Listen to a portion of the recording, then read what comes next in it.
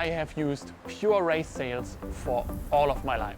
But since I've stopped focusing on competition, I decided to get into free racing. So this year I completely swapped my race sails for Freerace sails, and during the winter time I tried every Freerace sail that my sponsor Point-7 offers, and in this video I will present you the results of my testing.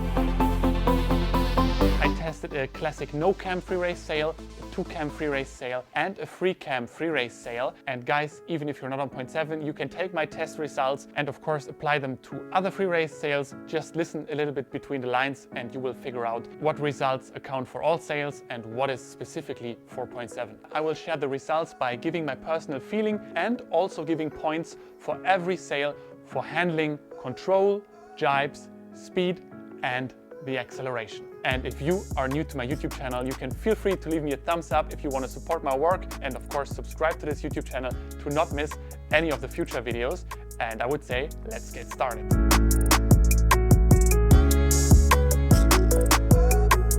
So let's start with the results of the AC-0, the no-cam sail from Point-7. Upon first sight, the sail definitely had a race sail look, but once I rigged it, it was very clear it's not a race sail because rigging was very easy. Once I rigged the sail, the profile was pretty deep and very clean, and for a no-cam sail, this surely is one of the most deepest and powerful profiles out there. On the water, everything felt relatively light and effortless, and I'm saying relatively because the deep profile gives the sail drive and power that with, I would assume, most other brands you don't have in a no-cam sail. So you still have this locked feeling and your board gets planted on the water and is not flying all over the place. And the stability of the pressure point definitely came as a surprise to me. The jibes needed to be done a little bit different than on the cambered sail, because as you don't have cambers, the profile of course is moving a little bit once you lose power and you start to shift.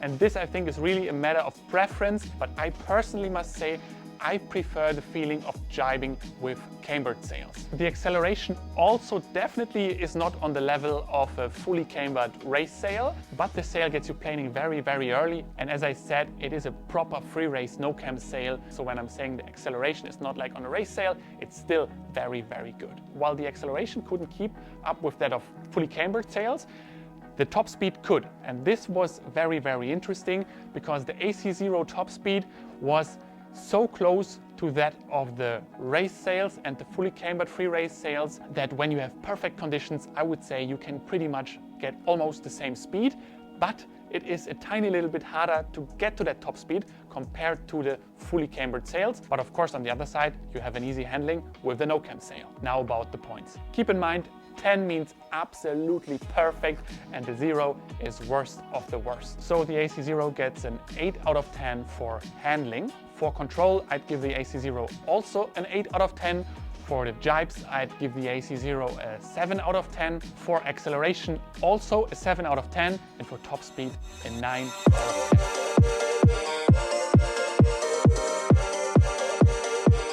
10. Now the 2-cam sail, the Point-7 AC-2. When unboxing the sail, it also has a very race-oriented touch, and what definitely catches attention is the cut-off mast sleeve. Rigging comes easy, but putting on the 2 cambers that you now have takes a little bit of time and effort. Once the sail is rigged, its profile and look very much reminds you of a pure race sail. So from the depth of the profile and the loose leech, it's very hard to tell the difference. Once you're on the water, the profile is very stable, especially under the boom. There you have the 2 cambers. Above the boom, it still feels like a no-cam sail. The added cambers definitely improve the profile stability again, and therefore also the accelerations. The profile of this sail is actually already so stable that when you're going downwind in the chop, you might already forget that you're not on a race sail, which is a really cool thing, I think. However, when the wind is consistent, the difference is not super big to the AC-0, but when you have gusty conditions, the 2 cambers come into play and keep your profile rock solid. The top speed is only very minimally higher compared to the AC-0, at least in my estimation and during my tests. What is better with the AC-2 is the acceleration, and also getting to a very high speed felt a little bit easier compared to the no-cam sail. But the AC-2, due to its cambers, also takes a little bit more energy from you when you're on the water. So you might be sailing a bit less, or you need to be a little more fit. In the jibes, the AC-2 feels almost like a race sail. The rotation is easy, but still, of course, the rotation takes more energy compared to the no-cam sail. Important to mention again is the cut-off mast sleeve, which prevents water from getting all over your mast sleeve basically. So when you crash, the water start is a lot easier with this sail compared to a race sail. And because the majority of the mast sleeve is below the boom, the sail also gives a very planted feeling to the board, so you really have a lot of control. Overall, the AC-2 gets a 7.5 out of 10 for handling, so it takes slightly more effort to use this sail than the AC-0. For control, I personally would give this sail an 8.5 out of 10. So this is really close to pure race sail level. And just so you know, the race sails out there, they would mostly also be in the range between 7 and 9 out of 10 for control. So 8.5 is really good. For the jibes, I'd give this sail a 7.5 out of 10, slightly better than the AC-0, but this has to do with my personal preference. I just like to jibe with cambers and a profile that is not moving at all. And I know that there are people who hate to jibe with cambers, so you have to take it with a grain of salt. For acceleration, the AC-2 gets an 8 out of 10. Again, this is fully in the pure race sail league, so there's not much room to improve from there, so that's really good. For speed, 9 out of 10. It's similar to the AC-0, although you could feel maybe minimal differences. It's not enough for me to give a half a point or a point for that.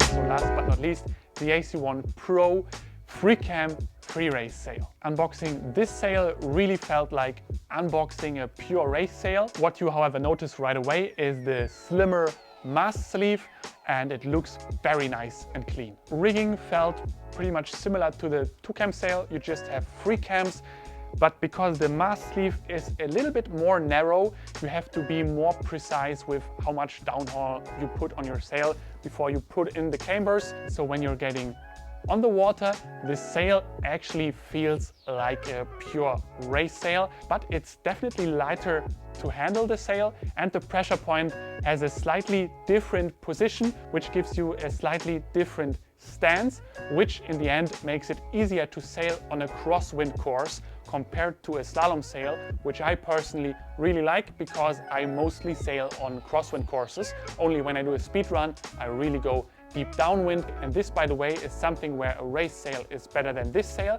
The profile is solid throughout the entire sail, so this is really something that you feel when you compare it directly, for example, to the 2-cam or to the no-cam sail.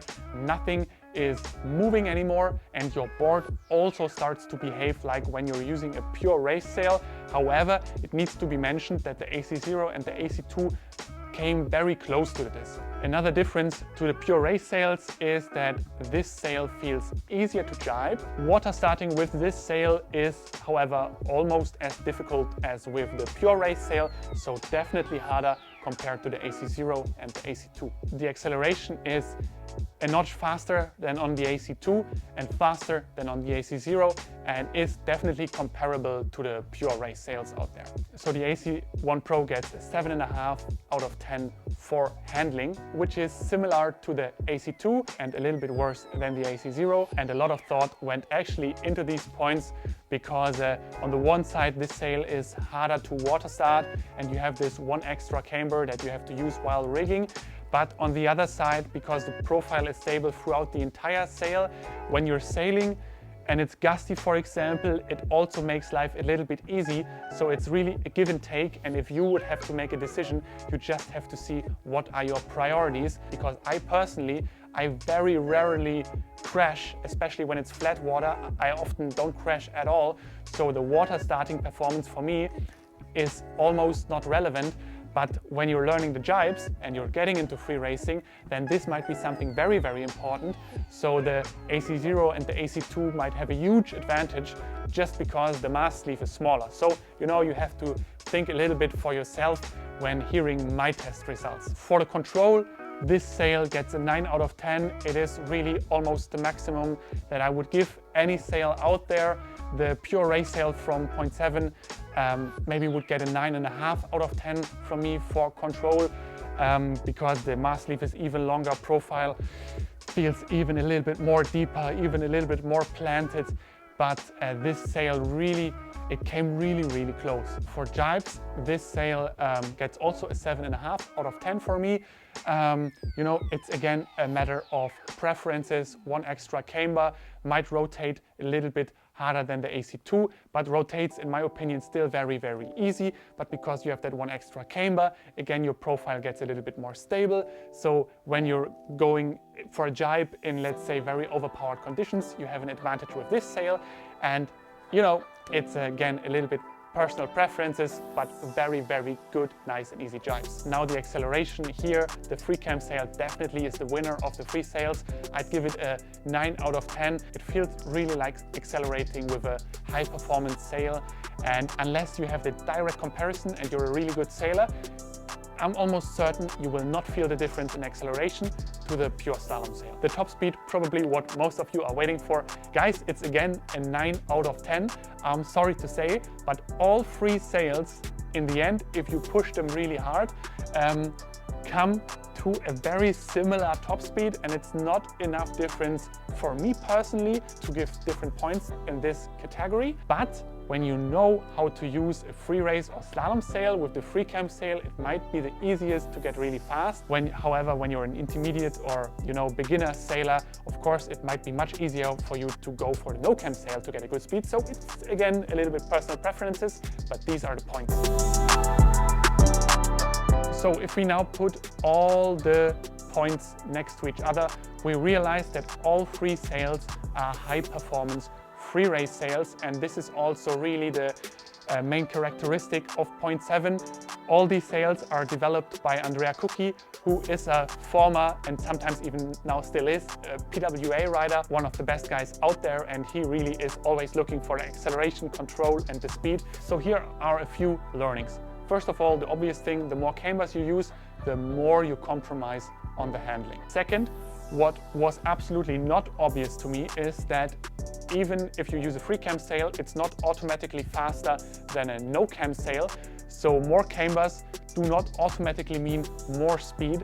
It has much more to do with the profile of the sail, the loose leech, the depth, where the pressure point is, how stable the pressure point is, how your tuning is, and how the sails are generally developed. So this is definitely something that does not go for all brands. Other brands might have a no-cam sail that is slower, but it's nothing bad because they might just put more empathy on the handling. What I personally found to be the biggest learning for me was the topic of acceleration.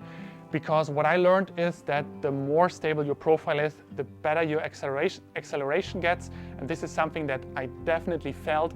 So if you're using less cambers, you can almost be certain that your acceleration gets slower. And if you use more cambers, have a tighter mast sleeve, bigger mast sleeve, it might almost certainly be the case that your acceleration also gets better. And this, just if you twist it a little bit in your brain, means if you're an experienced rider, more cambers will give you an easier time to get up to your top speed quick, which especially in a race is really important. In free racing, of course, it's not super important, but it's a nice thing to know, I felt like. And if you want to know why, it's just that when the body of your sail is not moving much, when the gust, for example, hits, you can translate more power into speed. And this, in the end, is then your acceleration. So the more your sail is moving around, the more energy you lose and the slower you accelerate. Another learning was the handling. It was the first time I used free race sails for not only several hours, but weeks and months. And especially the no-cam sails surprised me big time when it comes to the handling, because although in the test results it might not sound like that, but the handling was so much easier compared to race sails. It's incredible. I could sail double the amount of time on the water. My muscles were much less sore, and it just felt way more playful. So although I cannot explain everything that went into the numbers, into the points, handling really was much easier on the no-cam, but also on all free race sails. So it's hardly a comparison to the slalom sails, which can sometimes really be tough on you and your body. The last learning was that the bigger the sail got, the more I preferred cambers, and the smaller the sail got, the more I enjoyed the no-cam sail. It just happens to be that a bigger sail has more surface area, and if you have no cambers, there is more material moving around that you could stabilize with cambers. And when your sail is small and compact and still has the same amount of battens, which is mostly 7 battens, then your sail already is quite stable actually when it's not so big. So this is just something to keep in mind when you might be buying a big Freerace sail. So what should you choose? First of all, if you want a personal advisory for what gear to buy, check out our online surf shop, the Wind Lounge, in which I'm sitting here right now. We're super happy to help you to find the right gear. I'm trying to test things myself, and then if you're riding us, what your body weight is, your spot, and so on, I will ask you all the questions. Don't worry about that. Then we can give you a nice custom advisory. And aside from that, if you want to make the decision yourself, there is no better or worse. There is just a matter of preferences and also where you want to go and what kind of fun you want to have when you're windsurfing. So that's it with the video. It was super fun so far to do this little test adventure. Of course, I'm going to keep testing, and right now on the menu is our new Freerace board, the White Tiger. This is where I'm right now fully into it, and if